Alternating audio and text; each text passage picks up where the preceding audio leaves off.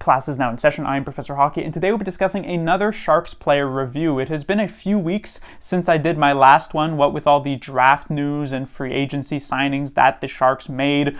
But now that we have approached the slower parts of the offseason in late July into most of August, where you're not really expecting many, if any, moves to be made by Mike Grier outside of maybe like a trade for Bordelot or Gushin, or perhaps a signing of a defenseman, what better time than to come back to the 23-24 player reviews and finish that off. Now, we've already discussed most of the bigger name players on the Sharks: Eklund, Zetterlund, Granlund, Ferraro, these types of guys. And now we move on into the large group of players for the San Jose Sharks who came in with pretty low expectations and yet either just barely managed to meet them or somehow ended up even coming below those very low expectations. It's not a surprise when you look at the group of players that there are still to review that the Sharks ended up being the worst team this past season, because it was not a very good roster. And we start off at the top of that list with Mike Hoffman. In this brief stint with the San Jose Sharks, it was just a single season spent with San Jose. He was involved in that Erik Karlsson trade that brought him over, that three-way deal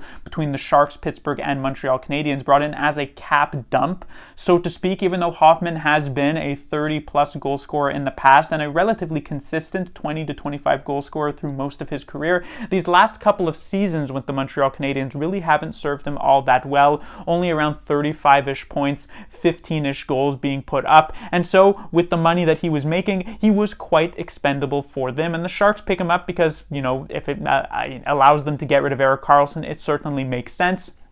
And it was a chance for him to see if he can sort of ignite something in this final year of his contract to maybe be able to earn yet another one in the NHL. Now, this was actually not Hoffman's first stint with the San Jose Sharks. That actually came a few years ago when he was strictly a on-paper transaction in another three-way deal that shipped him over to the Florida Panthers. So he was only with San Jose for a couple of hours, but that was enough to get a lot of jokes made about him as sort of a San Jose Sharks legend. So his time here with San Jose gave him a chance to actually show whether he was deserving of such a nickname, and honestly, he really wasn't. In terms of his actual performance this season, 66 games played, 10 goals, 13 assists for 23 points, coming in a few points below what you may have expected from him based on his performance in Montreal. But at the same time, it should be noted that the San Jose Sharks were one of the second to last worst offensive team in the entire league, barely managing over 2 goals per game. So that certainly has an effect on a player like Mike Hoffman, who has never really been known for he himself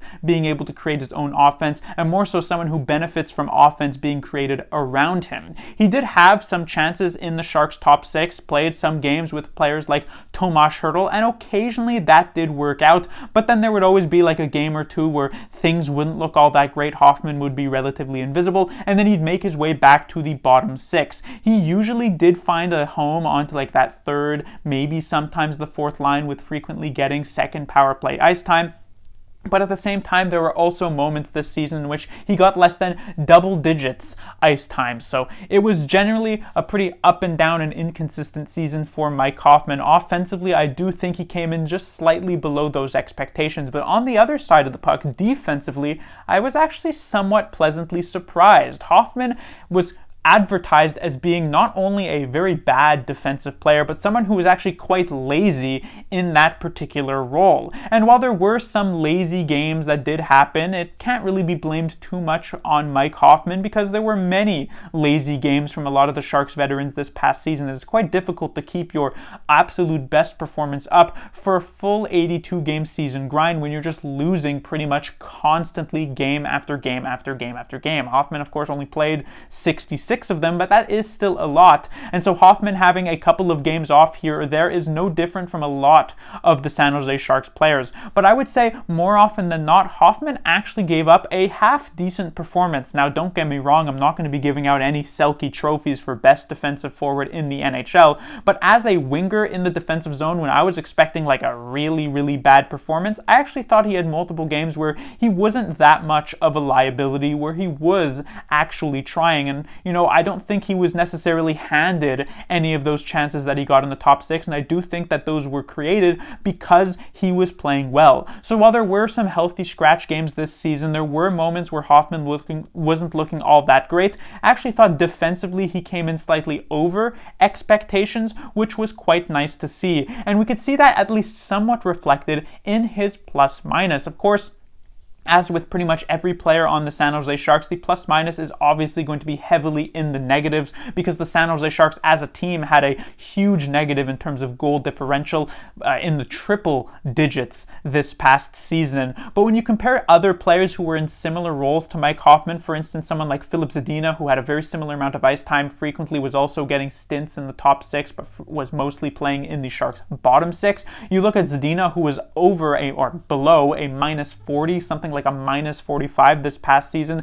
Mike Hoffman's minus 21 looks a lot more respectable and a lot more solid. So that has to, give some commendations in that area. When it comes to his time on ice, 13 minutes, 43 seconds, goes pretty much with what I said. While he did have some games this season in which he was up at like 17, 18 minutes a night, there were also multiple games this season in which he was down at like 10 to even 9 minutes a night. And so it ends up averaging out 13 minutes, 43 seconds. This is about in line with what you would expect from a okay third liner who gets some decent power play time, and that's really the role that Mike Hoffman ended up settling into. And so when it comes to his grade, like I said, slightly worse than I thought he would be offensively, slightly better than I thought he would be defensively, and so what does that average out to but the grade of a C?